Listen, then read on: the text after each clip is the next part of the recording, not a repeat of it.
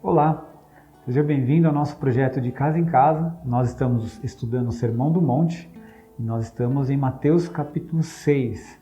Na verdade, nós estamos na última perícope de Mateus capítulo 6, então nós vamos ler aí dos versos 25 até o verso 34. Portanto, eu lhes digo, não se preocupem com sua própria vida quanto ao comer ou beber, nem com seu próprio corpo quanto ao vestir. Não é a vida mais importante que a comida e o corpo mais importante que a roupa? Observe as aves do céu. Não semeiam, nem colhem, nem armazenam em celeiros. Contudo, o Pai Celestial as alimenta. Não tem vocês muito mais valor do que elas? Quem de vocês, por mais que se preocupe, pode acrescentar uma hora que seja a sua vida? Por que vocês se preocupam com roupas? Veja como crescem os lírios do campo. Eles não trabalham nem tecem. Contudo, eu lhes digo que nem Salomão, em todo o seu esplendor, vestiu-se como um deles. Se Deus veste assim a erva do campo, que hoje existe e amanhã é lançada ao fogo, não vestirá muito mais vocês, homens de pequena fé? Portanto, não se preocupem dizendo o que vamos comer, ou o que vamos beber, ou o que vamos vestir, pois os pagãos é quem corre atrás dessas coisas, mas o Pai Celestial sabe do que vocês precisam delas. Busquem, pois, em primeiro lugar o reino de Deus e a sua justiça, e todas essas coisas lhes serão acrescentadas. Portanto, não se preocupem com o amanhã, pois o amanhã trará suas próprias preocupações. Basta cada dia o seu próprio mal. Palavras de Jesus, palavras bem fortes. E é muito interessante como Mateus vai compilando e essa estrutura, essa fala de Jesus, que ela vai ganhando corpo. Jesus está falando aqui muito sobre espiritualidade, os atos de justiça, e ele vai chegar no momento em que, do jejum, né, que ele vai tratar como último ato de justiça, é que você se esquece de você para buscar algo mais espiritual. Seria mais ou menos como Jesus dissesse que nem só de pão viverá o homem. Então é essa busca de toda a palavra da boca de Deus que tem a ver com o jejum. E depois Jesus vai falar onde deve estar o seu tesouro, né? Os tesouros, tesouro no céu, o tesouro na terra. E hoje nós vamos entrar sobre as preocupações da vida. E é interessante porque quando nós dissemos na semana passada que o dinheiro, na verdade, ele é um Deus e, portanto, nós precisamos tomar muito cuidado com ele, porque o amor ao dinheiro é a raiz de todos os males. Parece, né, que quando você só solta isso, que o dinheiro é algo que você não precisa ter e que você vai viver tranquilamente. E Jesus vai trazer isso para a preocupação da vida, porque, obviamente, nós nos preocupamos com o que vamos comer, com o que vamos vestir, e se você é pai ou mãe, com a alimentação dos nossos filhos, da nossa família, enfim, as preocupações da vida. A vida nos traz preocupações. Mas se nós não precisamos correr atrás do dinheiro, como é que isso é possível, viver uma vida sem preocupação e sem correr atrás do dinheiro? Esse é o ponto.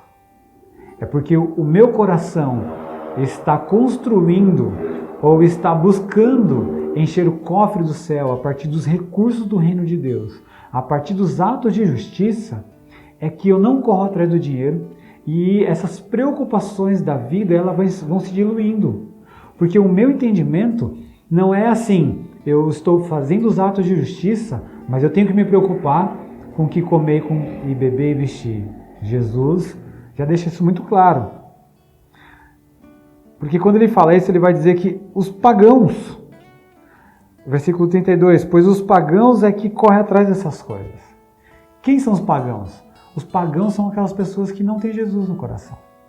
São aquelas pessoas que não seguem a Deus, né? Principalmente aqui no contexto de Jesus, são aqueles não-judeus, aquelas pessoas que não criam no único Deus, no Deus de Israel. Então são eles que não têm relacionamento com Deus. E hoje, são todos aqueles que não conhecem a Jesus, que não entregou a sua vida a Jesus. Então você está preocupado com a sua vida? a pergunta seguinte é, se você entregou de fato sua vida para Jesus? E se você entregou sua vida para Jesus, você está buscando fazer a justiça do reino de Deus? Você está buscando encher o cofre certo? Porque se você tiver, apresento aqui o que Jesus colocou para a gente. Nós não precisamos ficar preocupados com o que comer, beber e vestir. Nós temos que buscar em primeiro lugar o reino de Deus. E essas coisas, comer, beber e vestir, não serão acrescentadas. E o exemplo é Salomão. Salomão, no período dele, ele era um homem mais rico. Ele era um homem que, assim como ele relata em Eclesiastes, que provou de tudo.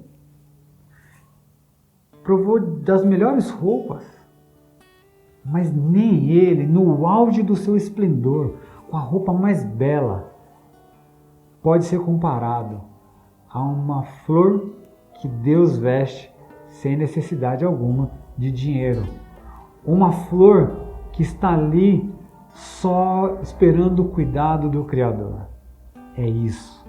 Nós somos o jardim de Deus e Deus cuida do seu jardim.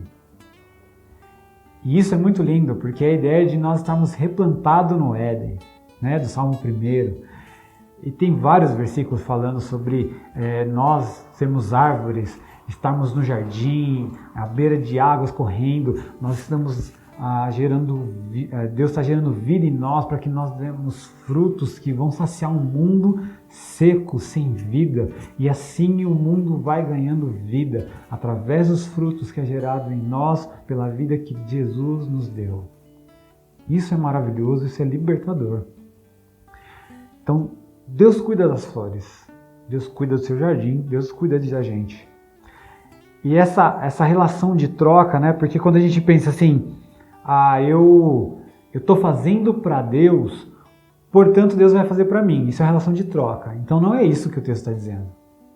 O texto está dizendo que quando eu estou com o coração no lugar certo, eu não me preocupo com nada. Porque eu tenho a certeza que eu estou no jardim de Deus e eu vou ser cuidado por Deus. Não é uma relação de troca. Eu faço para receber de Deus. Não. Eu faço porque Deus gerou vida em mim, então agora eu vivo uma vida plena. Sem amarras, sem garras, sem algemas. Eu estou livre.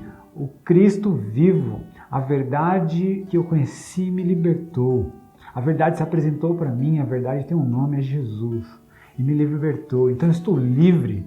Então não é uma relação de troca. Eu estou fazendo para Deus e Ele é obrigado a fazer por mim. Isso não existe no reino de Deus. Eu faço, até porque se Deus esperasse que nós agíssemos para Ele agir em nós, ninguém teria comunhão com Deus. Porque nós estamos inclinados a fazer o mal, a buscar as coisas da terra. Mas há um Espírito que Deus soprou em nós. E esse Espírito gera vida em nós. E então depois, uma vez que eu tenho vida em Jesus, é que eu posso fazer alguma coisa. É a ideia de Efésios 2, 8, 9 e 10, né? Nós não somos salvos pela graça. Nós não somos salvos pelas obras, mas pela graça. Isso não vem da gente, é dom de Deus. Não é por obras para que ninguém se glorie. Porque nós somos criação de Deus. Realizados em Cristo Jesus. Para praticar as boas obras, a qual Ele já preparou de antemão para a gente. Então, ou seja, diante da salvação que chegou até mim, agora eu tenho as atitudes do reino dos céus, as ações da justiça do reino de Deus. E quando coloca, homens de pequena fé, e assim, a gente pode pensar só no sentido de...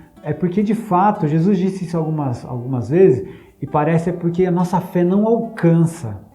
Mas não é só isso.